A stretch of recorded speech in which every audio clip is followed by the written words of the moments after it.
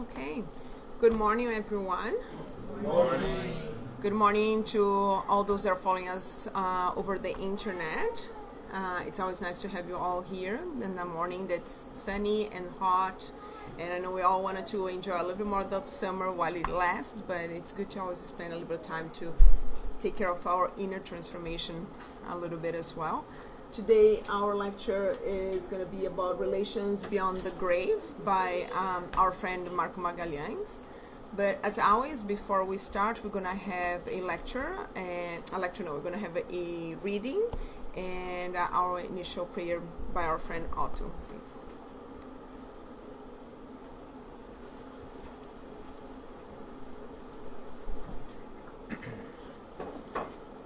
Thank you. So I have a reading of the from the book Happy Life from Divaldo Pereira Franco. We are all destined for happiness, for perfection. The road to be traveled is long, at times marked by thistles and covered with rocks. However, the route is the same for all, because nobody exists who could be considered an exception. Those who encounter fewer difficulties are receiving in keeping with the circumstances on the basis of their behavior in previous incarnations. Those who face more tribulations are, in the same way, reaping the result of their unfortunate acts. In this way, evolutionary distance is covered step by step. Be glad about the fortunate destiny that awaits you and which you will reach. And with this message, I will ask you all to close our eyes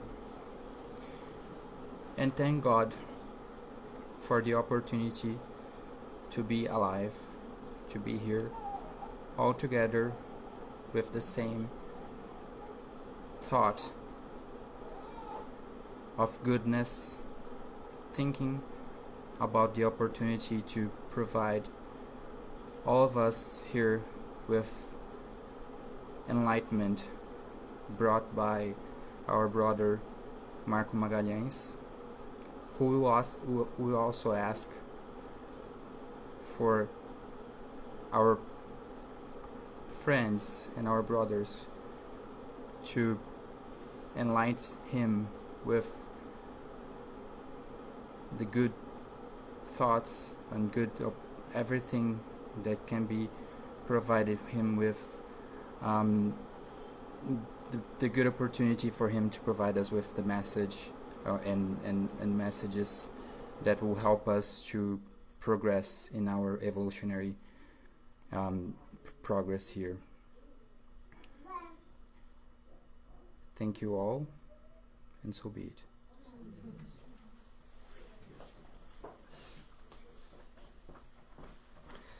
Well, good morning, everyone.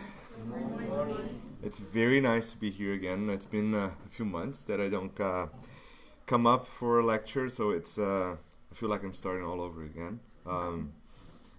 It's just interesting to see that how we progressed as a group over the many years that we've started this Toronto Spirit Society, and see all the new faces and babies coming up. We're just talking about the new generation of Spiritists coming up, which is quite lovely to see. And today we're going to be talking about the relationships, or actually life beyond the grave. Beyond the grave is just an interesting way that we're still stuck on to talk about the spiritual life, because the reality, the topic should be, what is the spiritual life for all of us? Like, what we're going to do, right? And this is really what we're going to be focusing today. And I'll try not to stick to, just going over question and answer. Like, I'm not going to give you any formal lecture today. It's going to be more like a discussion of things that we probably are itchy to know the answer. Or even the ones that are reading, like I do a lot, are still puzzled to understand a few things about how's life after we discarnate, right? So, is it going to change or not? Like, what's going to happen? right? And that's probably a question that's probably one of the most frequently asked questions in the history of humanity. And when I say humanity, I'm really talking about our little world here in the universe, and all of us incarnated in this, stuck to this planet, which is adds about 20 billion spirits, with about 6-7 of us incarnated at this point. But the funny thing is that there's so much more out there that we're really talking about this little trickle of information that we have access to, and we always have to put this thing into perspective. So what I'm going to be talking about today is like this tiny bit of information that Marco was able to understand from this tiny bit of information that's available to us, from the tiny bit of information that our existence represents. So I'm not going to be talking about much in the end, but I'm pretty sure, and I hope we're going to have a good time today. And let's see what we're going to be talking about. So first and most importantly, there's a little disclaimer here. We're all spirits. I know, may sound shocking to some people anywhere in the world, but we are. That's who we are. Like, we have this nice garment that we put on to be here today and interact and hear, because, for you to hear me, we need air. Sound waves have to go through air, so you need an ear to hear me. But in the spiritual world, none of that exists. Like, we don't need any of that. Do you want a proof of that? Look at someone who's sad. And even close your eyes and get close to a loving one when they're sad. Do you need to see them to see that they're sad? Just their presence tells you that there's something wrong. Are you listening, hearing? No, you're not using any of your senses. So you're really stepping into our real existence, which is actually a spiritual existence, where everything is completely changed because of the absence of the physical body. But at the same time, if we understand today that we are spirits, and believe me, that sounds very easy, but it's actually very complicated, things would change in our lives, I can guarantee you, right? And this is Penadinho from Maurício de Souza, which I think is a lovely character, because he brings to life this very human spirit, right? Which is really what we are. Like, he has the same struggles that every other character in his books. He wants to be part of a group. He tries to impress. He have deception. Like, he fails many times in his interactions with other people, right? He gets sad. He gets frustrated. He gets happy, right? So he fits in this very weird group of other characters. And he tries to kind of move in between two groups of characters, which is like the little monsters and the human beings in the book. So how about that? Like, how you think about something more realistic than that actually what it is, right? And then that's a little bit of what we're going to be talking about today. So, and when we talk about our existence now and how our existence is going to be when we go back to the spiritual world without our body, there's always this question that hangs over the heads of everyone that studies relationship between spirits and matter and life as we understand incarnated, which is it all about what we've done before? Because the idea of karma, if you want to call it karma, or the law of action, reaction, and what's happening today, and what's going to happen later on when we discarnate, like, a lot of people will correlate with that has to be something you've done in the past. And I'll give you an example.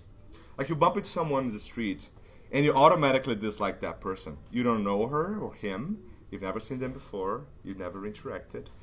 And then with Spiritists, we'll jump to the conclusion that, oh yeah, we've had interactions before, and that's why I don't like that person. That's actually not true. Why do we think that? Because we're trained now that we've learned a little bit about reincarnation and how we live multiple times. Now we try to draw everything back into this very mathematical equation that I've done that, so thereby that has to be done, and this is how it's going to happen in the future. But that mathematical equation really doesn't exist because it's always changing.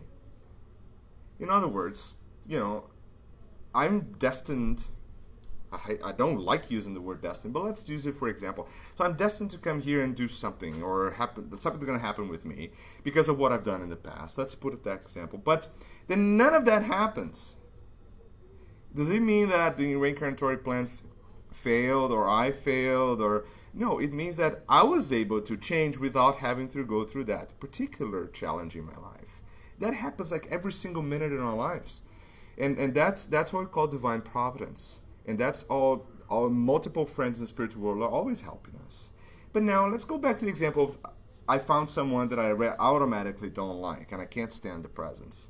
Maybe it could just be that the energy that that person is resonating doesn't feel well with my type of energy that I have at that point. So our spiritual energy, if you want to call it, they don't really match well. Like sometimes it happens. Sometimes, just by someone being angry or thinking about something, because we are really what we think, right?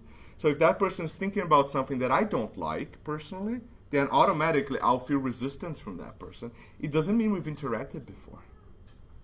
So there's so many variables in understanding the relationship between us and our own spiritual existence that I think that's one of the most important questions that we have to start with, is that it's not about everything. It's not about what we've done before. Also, of course, that counts significantly, but there are lots of little variables in the path. And that's on the question 387 of the Spirit's book. And that we're following today the schematic, the real, like the class setup from the Spiritist, Brazilian Spiritist Federation for this is module 8. That's how we're kind of following that order. I'm sorry, I'm a little bit stubborn, so I'm not going to follow the order completely because I want to make things a little bit different. But I hope you guys will follow that. Okay, so the topic really today then is about affinity, bonding, antipathies, how we connect with each other, and how that's what's going to happen when we disconnect, right? And I like to think, those are the Facebook likes and the dislikes that they don't exist, because I think they will be overwhelming the majority of things probably in Facebook. But even the way we create affinities and antipathies and aversions today change so dramatically in our existence, right? Because now we're connected through so many different ways. Like, before, our circle of connections we could count in our hands, like in the beginning of humanity. So you live in this little cohort of people that needed to find water and needed to find some food available. So you gather together, and then all of a sudden we've learned to plant, and then we actually settled somewhere, and then we could have our crops, and then we expanded our circle to, like, say, 50 individuals living together. Now we're probably like 1 billion people or more living connected, because, studies show that if you have about 500 friends on Facebook, wow, the number of actually people that can actually see what you post and actually react to what you've posted, and vice versa, it goes beyond 1 million. I don't remember the number, but it's like millions and millions of people. And that whole thing transforms significantly how we interact. But how about that actually being very close to reality in the spiritual world?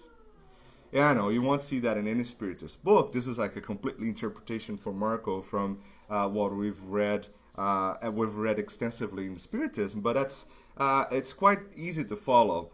In the spiritual world, we can actually send messages to the basic principle of the universe, right? So this is the we don't call that matter, because that's actually not matter, but this is kind of a energy that surrounds the whole universe and connects every single spirit in the universe, every single being, every single planet, flower, dust. Everything is interconnected because we're all bathed in this universal principle. So in the spiritual world, if we think something, that thought reverberates into the universal principle fluid, and then it goes all across the existence, everywhere that we don't even know we don't even know exists right now, but it goes everywhere. In other words, so imagine like in the spiritual world, if we think something, every single spirit in the universe and planet and anything would actually feel and sense my thought. So how about that connection? Well, fortunately, we don't have like likes and dislikes in the spiritual world, but we certainly have clusterings of people and spirits that think similarly. And that's how spiritual cities and groups occur in the spiritual world, because we're all in this immense universe, and now we're resonating our thoughts, because that's really our thoughts. We can't really control that well, because they are actually what we are. And we connect to people any distance, anytime.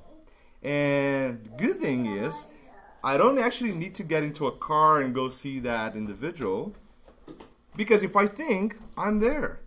So distance and time, they don't exist in the spiritual world the way we understand. It is so completely different. It's completely different.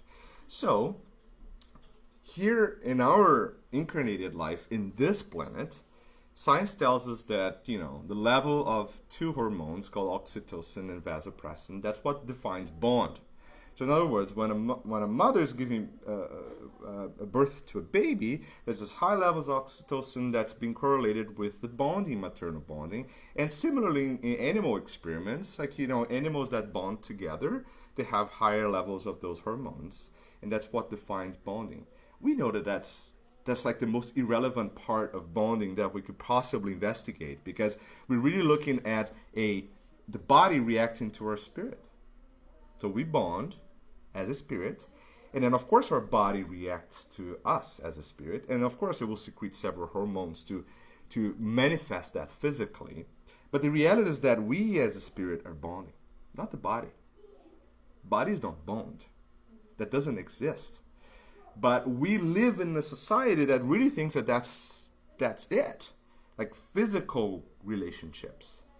Physical relationships we know, because if we actually get close to people because of material things, it will fail.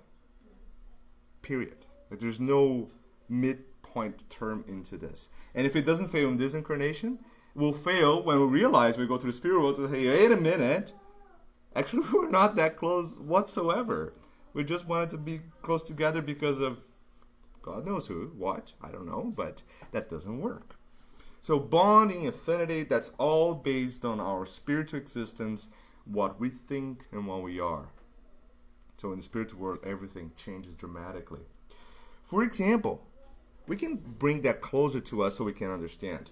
So if we have a bunch of, as I was listening to CBC radio this morning coming here, and there's this group of people that they decided to build their own housing. They're all retired and they didn't want to go to a senior's house. They wanted to be together, so they bonded, and then they built their own senior's house. That's actually only like a group of people that bonded together and had huge affinities who lived together. And then they would actually start to talk about everything they shared together. So things they do, they need. For example, I need someone to drive me. The other one, I need someone that knows how to play tennis because I want to play tennis.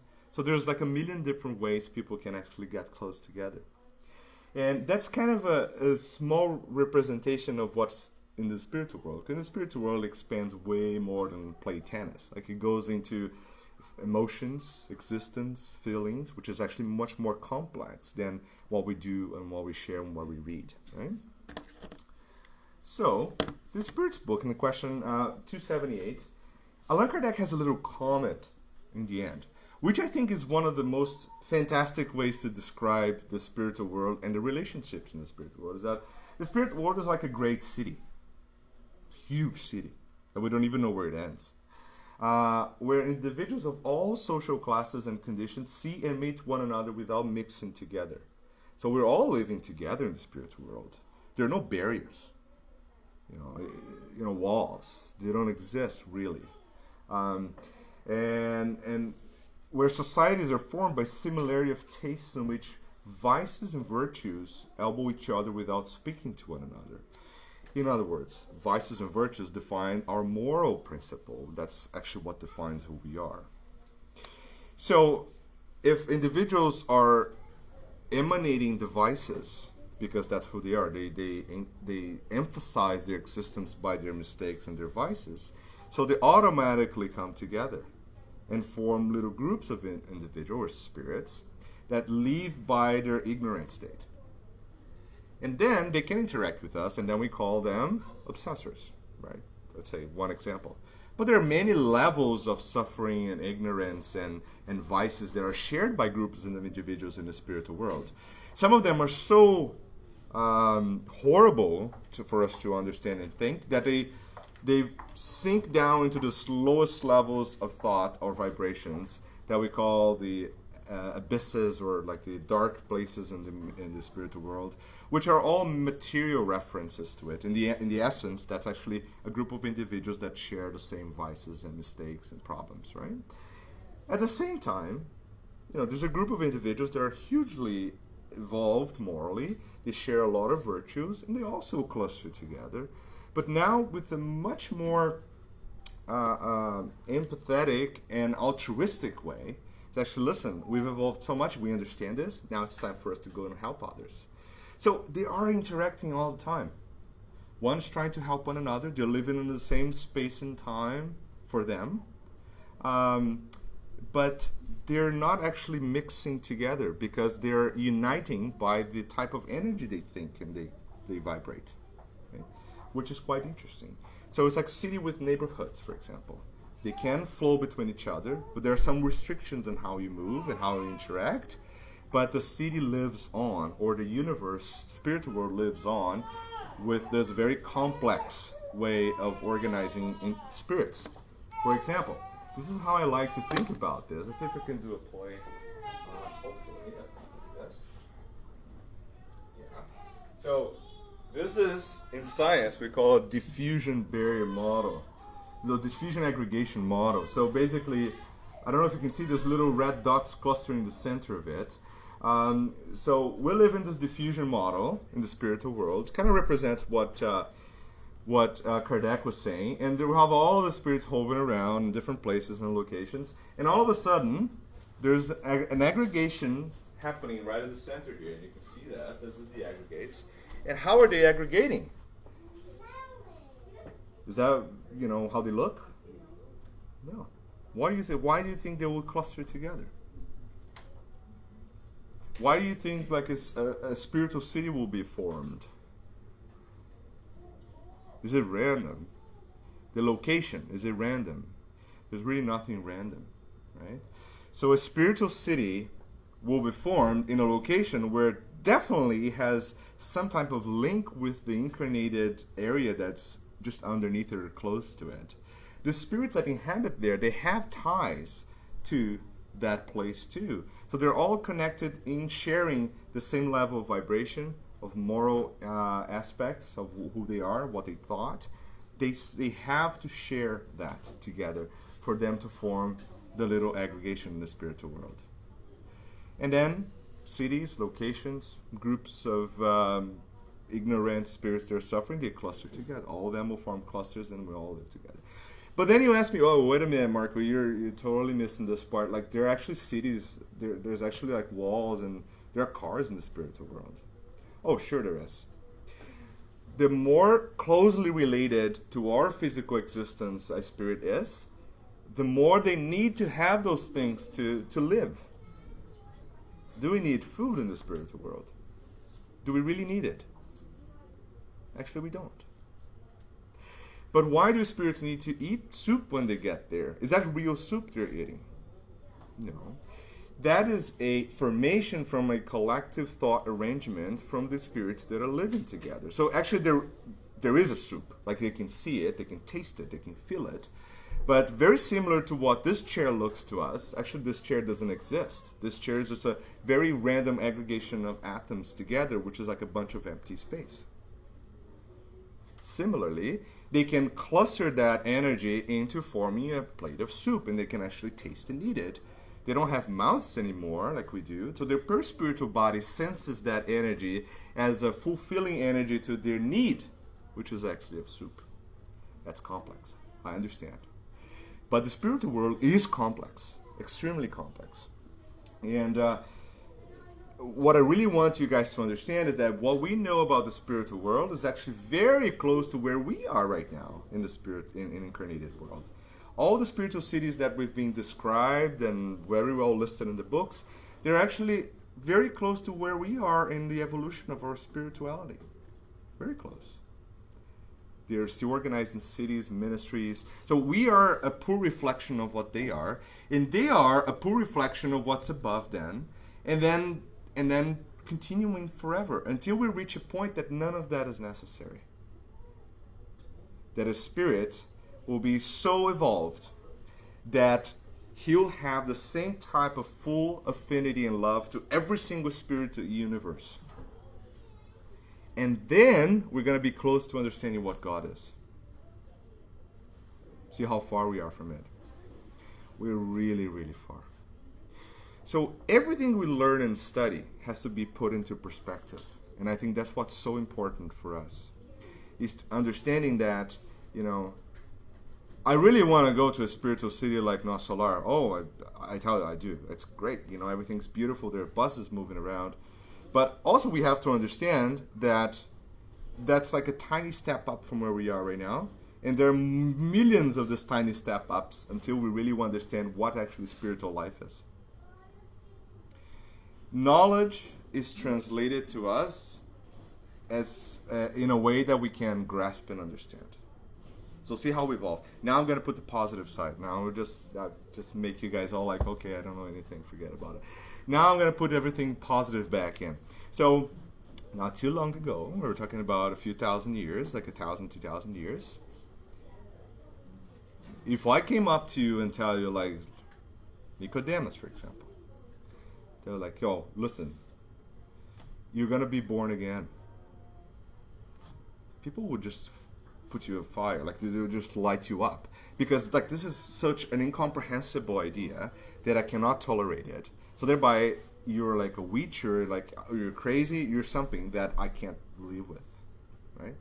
Now we're here talking about a city in the spiritual world and how people actually live in the spiritual world. Hey, wait a minute, I think we've done quite a good job so far.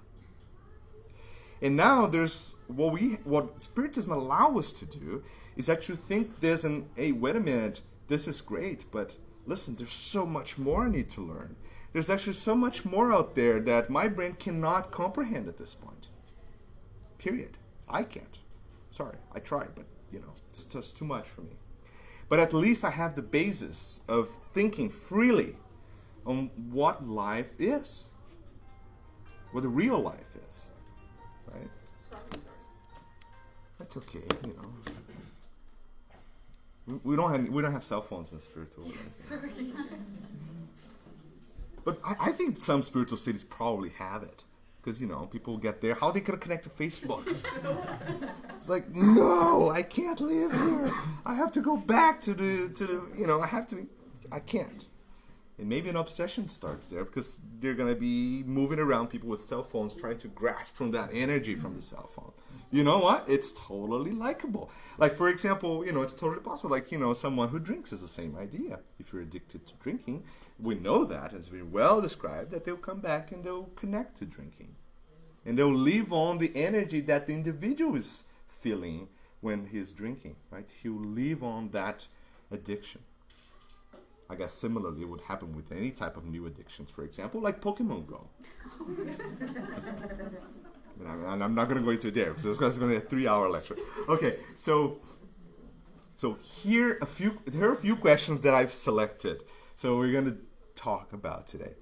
Some of them are interesting. Some of them we will probably know the answer so far. But after I make your brains go twisting and turning multiple times about things that exist and don't exist, let's talk about something that we can actually grasp. So, we are what we think. Period. There's actually no deviation from that. The thing is that for us to live in this world, we create methods of masking what we think and what we are. So we call them, so that's your ego, and that's your alter ego, and that's like your little mask that you create around it that protects you from being, someone that no one would like to be close together, right? Can you imagine life in this incarnated life if you actually said everything you wanted to say at any single time in time, like in existence, to anyone? I don't think we'll be able to tolerate each other. I'll tell you that. And that's a mechanism that we've created so we can balance out and live together. So we learn. That's part of a learning experience, right? In the spiritual world, that's all done, gone, disappears, bye-bye. You're actually surrounded by your thoughts. So if I'm walking around the spiritual world and I see any one of you, I know what you're thinking, I know what you've done, I know what the energy you're vibrating, I know what you want to do. Is that scary? So that's why so many spirits have this huge shock when they discarnate. Some of them go into sleeping for like 100 years. Because that existence is challenging to our comprehension of life. So just think about it. Like even the person you love dearly, imagine that if you're able to grasp her inner thoughts 100% of the time.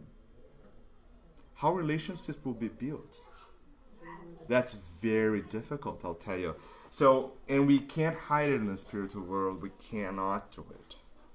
And that's just the start of our trauma going back.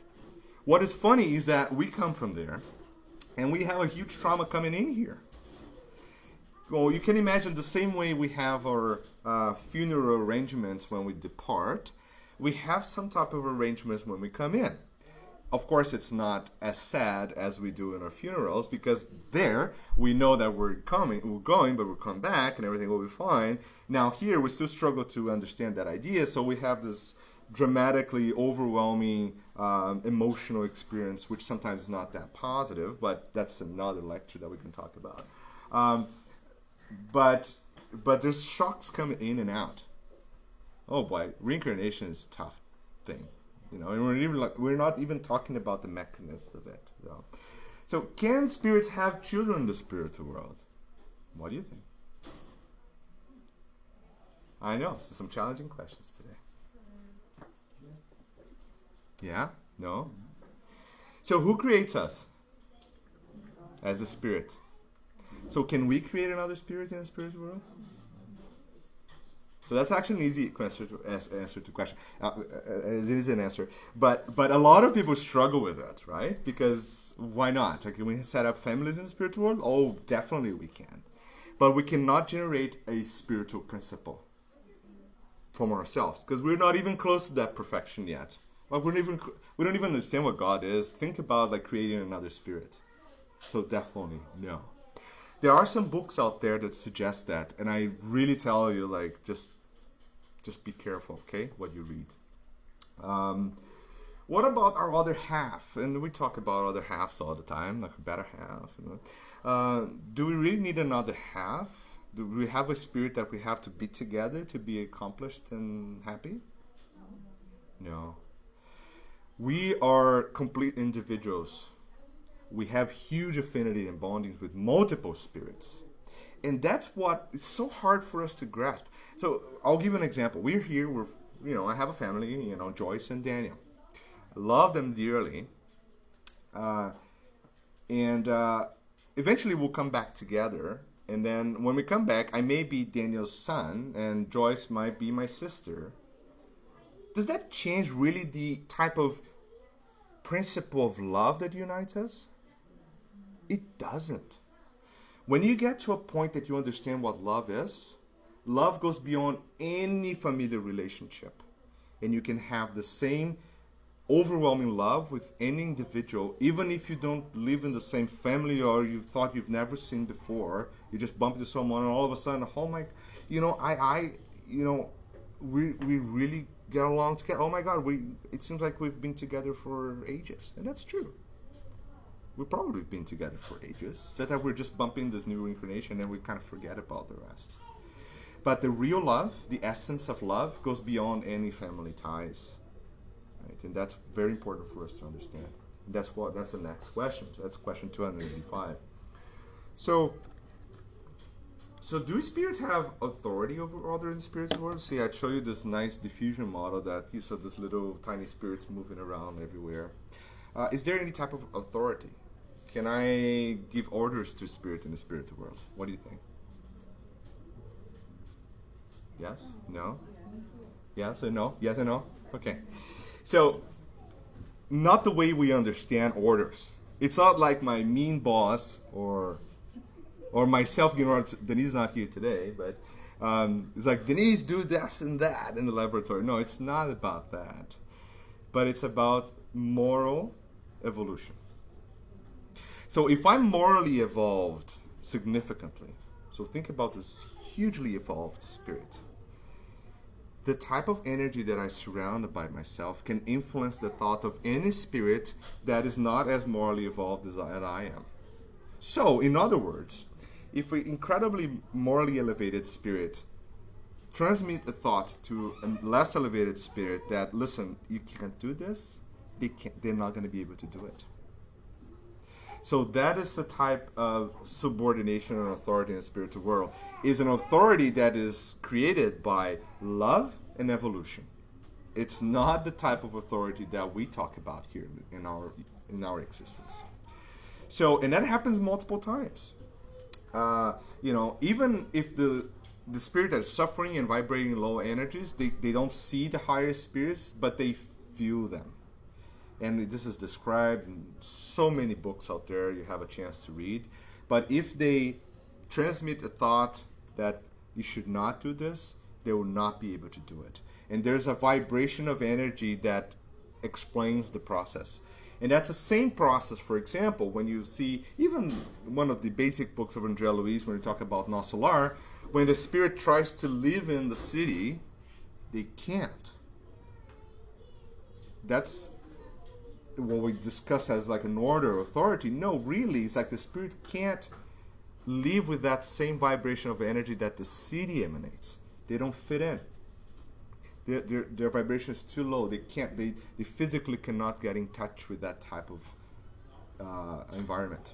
So that happens. There's a lot of barriers and ordering in the spiritual world, and that's all dictated by how evolved you are and how morally evolution, in a moral evolution you are, basically. That's quite interesting.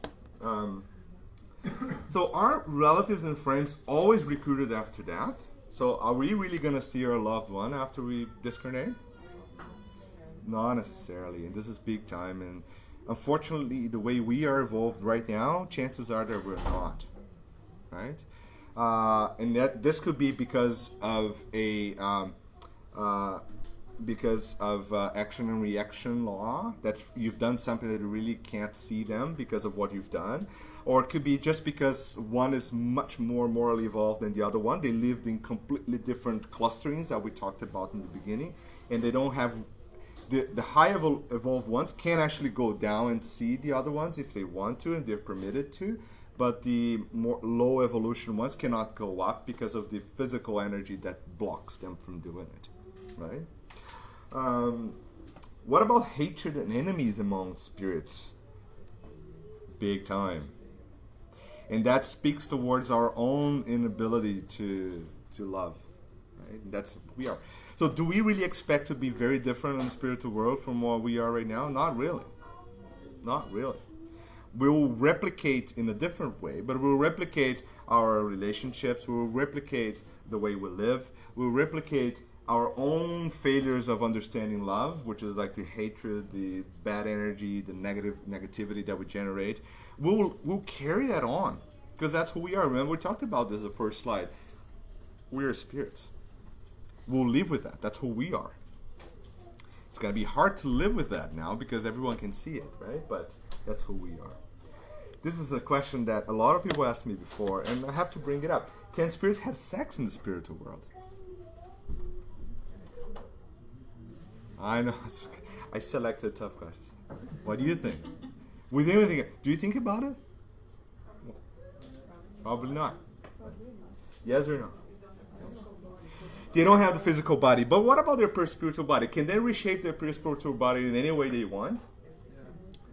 So that's an interesting question. And the answer is that spirits, particularly the ones that are still stuck into the sexuality, so we're talking about spirits that are not vibrating up high. These are spirits that are still stuck into their vices, still stuck into their addictions, their sexual problems that they've came up with in the incarnated life. So now they discarnate, they carry all that. So can they find other spirits that they share that type of negative energy and the sexual perversion and addictions that they had when they were here? They can.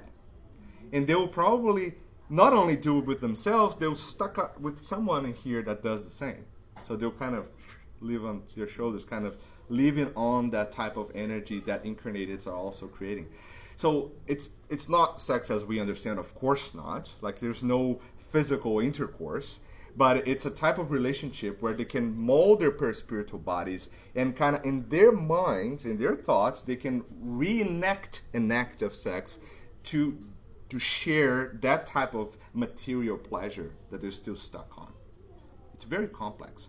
But if you're evolved, you don't even think about this anymore because your understanding of love is so much evolved that that type of material type of energy, you don't need to live with that anymore because you're just vibrating on a completely different level.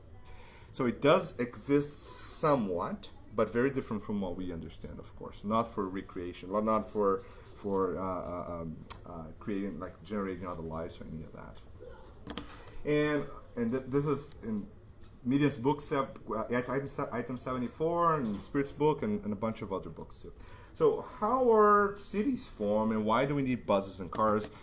And even like in Liberation and other books, so there's like all this fancy vehicles and guns and things that, why is all that formed? And a lot of people that don't understand Spiritism probably read that book and say like, listen, these guys are completely nuts folks, right? They're just like, they can't, I don't get it. And listen, it's very easy to understand that, right? Because we're talking about we, ourselves.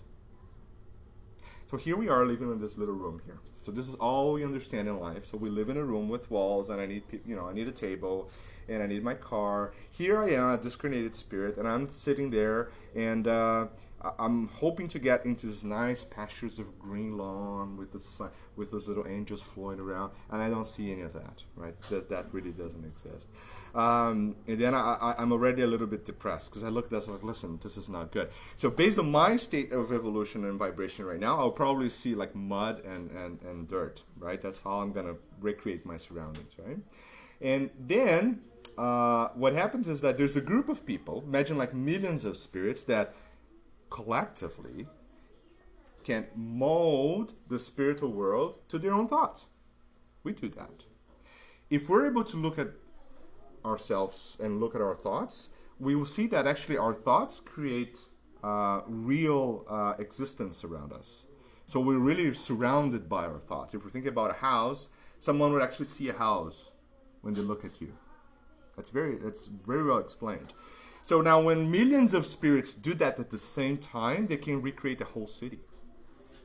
And they do. And it's a real city. And if you ask any spirit in that city, they'll say, listen, I live in the city, this house number X, and there's a car, and there's this, and there's that, and I have tea with my friend. And that's real for them because that's the collective projection of their thoughts living into what they've bringing in from their physical experience. That will eventually go away. It will take a long time. We don't even have descriptions of that in the Spirit's book. But we'll, based on what Spiritism teaches us, that's what's going to happen. Right? Extrapolating the basic knowledge that we have. All right, and there's a couple examples. We're almost running out of time. So this is one of the good examples. This is from the book Between Heaven and Earth. And this is Odila here, which is a little bit upset with Zumira. Zumira is too incarnated. You see this little... it's just a representation based on the descriptions of the spirits, but it kind of connects energetically to the body. So it's physically, temporarily separated from the body because she's sleeping. And Odila is discarnated now, and she's projecting this other, so it's a representation of her energies, which are not that positive towards Zumira. So this is a type of obsession that happens on a daily basis with most of us probably, that when we go to sleep we encounter individuals, either incarnated or discarnated, that don't have a lot of good thoughts about us. So Odila is upset because she thinks Zumira killed her son Giulio, and unfortunately Zumira had a little role in it because she allowed Giulio to kind of wander into the oceans like, hey, go have fun, and then eventually Giulio drowned. But it's not completely her fault because Giulio was actually a suicidal spirit, and he was actually doing that voluntarily, spiritually. It's a very complex story. And then in the back here we have the André Luiz and his mentor, and they're looking at the scene and they're understanding what's happening. So the funny thing is that they can't see the other spirits because they're vibrating on a different level of energy. and that's quite common, and that's why sometimes spirits can show up to us, even if they're not that have mediumistic capability, because they can densify their spiritual body to a point that's actually visible to our eyes. And those are the ghost sightings that you see everywhere around the world. And same thing for between us and a spirit is actually between spirits and spirits. So some spirits cannot see each other, and that's very well described. And that makes total sense if we think about our existence. And they're kind of looking at the situation, say, okay, how can we help this? And the book starts there, and it's a very interesting book. And they go through all the family bonds that interconnected all these characters in the book. And this is just a good example of how life in the spiritual world is. Like, they're now at the surface of Earth, in a beach somewhere, and they're having this fight, spiritually speaking. But, they could be anywhere in the universe. Right, so which is the interesting part of all this. So just to make life a little bit more complicated, so this is what the story is about, and see how complicated that gets. So Mario Silva, he doesn't like Zumira, which is this lady here, and Amaro, because Zumira left him to, go with Amaro. So Esteves is his previous existence. So he married Lina, which had an affair with Armando and Julia. So all the characters are all connected. That's great. And then he ruined Leo Piri's life and Lola relationship in the past when he was Esteves. And then just another example. So Zumira is the one that left Mario to live with Amaro. And she was Lina before. Hey, listen, they were married before. Look at this. They were married before. And she had an affair with another guy in the previous life. So to start with, they have this very long history of a troubled relationship. And Amaro, which is now with Zumira, right? That's the story here. He used to be Armando, which cheated Esteves with Lina before. So look at how complex the situation is. And that's why, and Julio has tried to kill himself multiple times, and he eventually did it twice. But the story is just so complicated, and just give us an understanding of how life in the spirit world is actually. If I put this in a soap opera sketch, that would be like a best-selling. But it's reality. That's exactly what it is. Is that different from what we think? And that's why we connect so much to André Luiz's stories. Because he's really looking at something that's very close to us all the time. Something that we can relate to all the time. And that's why it's so magic. Because he describes and explains it from the spiritual world. Right? And there's another example. This is a very interesting book. It's called About the Life of the Spirit Eustáquio, which goes through 1,500 years of reincarnations of this spirit, and he recounts every single one of the reincarnations, and what he's done, and what happens later on, what happens in the spiritual world, and why things happen again when reincarnated again. So it gives you a very nice perspective of who we are, basically. So he realizes how he was he was in an army, and he killed a bunch of people, and he was very cruel, and he ended up dying in the battlefield. And then when he goes back to the spiritual world, he bumps into those 3 colleagues of him, which, remember the clustering that we talked about? So they were all from a group of very ignorant and I would say like aggressive spirits that really didn't like the light, as they described very well. So yeah, they lived on doing bad things to others. That's what they used to do in the spiritual world. So they bump into each other, and he's quite surprised to realize that, remember, that he's been part of that group for 34 years before he reincarnated. Now he goes back and is like, listen, am I really part of this? Like this gang, you guys? Like, no, I don't want to be part of this. But then they kind of forced him to go into the state of mind that he rejoins the group. And then the book goes about probably 6 or 7 incarnations where these 4 spirits, they come back together or not, but they influence each other's lives dramatically. So one is trying, and I have it here. So for example, Tergo, which is the leader, he incarnated as a cardinal, and then by the end of the book, he was not able to forgive Eustáquio and the other people because they've transformed to the good, and he was not able to forgive them for that, right? So Razuk's the other friend. He incarnates multiple times, but now he turns into Eustáquio's enemy because again he didn't like, because Eustáquio is now a good spirit. He was able to change, right? Gedeon transformed himself completely, and now good friends with Eustáquio. And now what they're doing is that they're coming back and help the other two. Isn't that amazing? That's really how complex the life is, but it's a beautiful perfection of God. That's what's important part of it. And this is really the what I wanted to bring from this book, which is also very good examples of life in the spirit world. And with that in mind, thank you all, and I'm happy to answer any questions if you guys have one.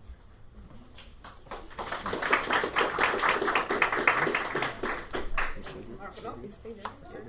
So any questions, any comments, anything from the internet for us? Questions, comments? No? Sorry. Thank you very much, Mark. No, it's very interesting, like food for thought that you brought us. And there are two things while I listened that kept on my mind. Okay. The first one, in the really beginning, you talk about bonding and connection, right? Yeah. So there is a scientific point of view of how people connect, Yeah. and also the spiritual one. And many times we see examples, and this is like day to day, of people who have different level of moral evolution, more understandable, like they are together. Either be it like mother and son, father and son, husband and wife. And I was just wondering why, how do, at the same time that they have this disconnection between the understanding, they have a strong connection about feelings, maybe because of previous things. But if they vibrate so many different energies, how do they actually connect to each other and are able to maintain and keep that relationship while thinking and vibrating so differently? So maybe you have some thought about that? It's just something that... Yeah, so fortunately, a lot of people much smarter than I am already described that in the Spirit's book, so I'm just kind of relay the message. By the way, so explaining this is not coming from me, but that's what Spiritism believes, is that the moment of reincarnation between like a filial mother relationship is a situation where the overwhelming amount of love that is shared between the mother and the spirit is a perfect situation for a transformation of an individual.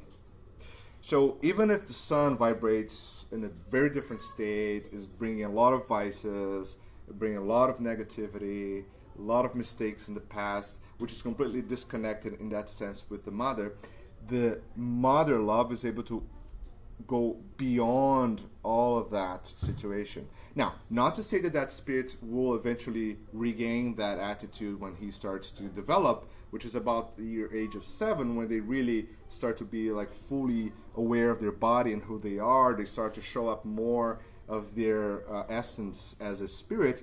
But this age between 0 and 7, and even before 0, when he's in the womb of the mother, is really like the best window that we have for the love to kick in and reconnect those spirits. So this could be because of a mission of the mother that decided to do this, or because of relationship that they had before. It could be for any reason. It doesn't matter the reason why it's in the background. It's really one of the most optimal situations for transformation of a soul, like of individual, to occur. And this is well described by so many people, and we see that all the time, right? So in other words, maternal love is really the cure for a lot of these difficulties and bonding between the spirit and mother. So that's what we know. And that's why it happens all the time. And that's why the divine providence kind of puts together people in families like that for that specific reason. Because otherwise, if you put them separately, let's say if that individual and the mother incarnated in 2 different families, they would never get close together. It would be very hard for something to happen, right? But because they're now mother and son, they're really stuck to each other and they have to work things out. Yeah, that's it. I just remember that one case of this is in Missionaries of Light, Yeah. the reincarnation of Sigismundo. Mm-hmm. And in this case, the difficulty was between the father and the son. Exactly. Yeah. And the mother, she was more like more likely that she would give support, even though she was also part of the problem in the past. Yes. But they give a good example. That's what you just said. Exactly. Yeah. question then? Any other questions, comments? No? So let's get prepared for the passes. I just like to ask people if we can all condense in probably 3 lines.